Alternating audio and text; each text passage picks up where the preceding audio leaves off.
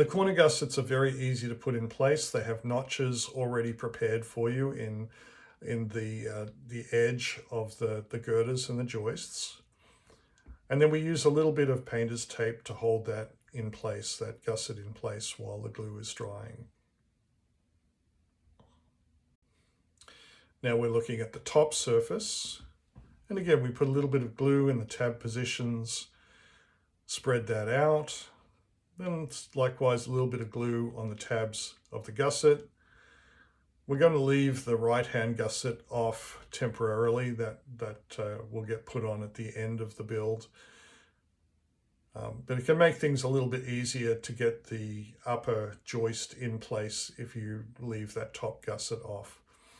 Here we're putting in the mid gusset. Now, depending on the length of your depressed center frame, there may be one, there may be more than one joist in the middle of the depressed section.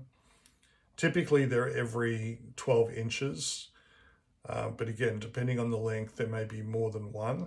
And they're all placed in position the same way.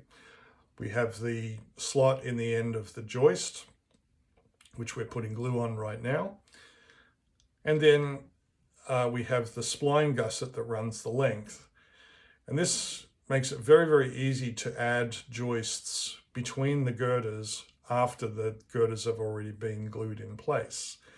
We simply bring the joist in, slot it onto the gussets, rotate it into position, and then we're going to use what we call lap T gussets to secure that joint, make it very, very strong and rigid. And all of our frames are designed this way to make sure that they don't twist, they don't skew, and it's much, much stronger than what you'll build with dimensional lumber. With our kits, you can put them in your layout, take them out, work on them, and bring them back, and they'll still be at 90 degrees. We put the gussets on top and bottom in many places to make a super strong joint, and you'll be able to feel that once the glue dries that this frame does not want to skew out of alignment.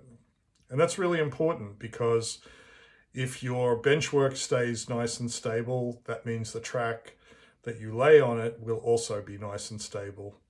But if your benchwork is able to move, then unfortunately you may encounter problems with your track work, and that's something to avoid.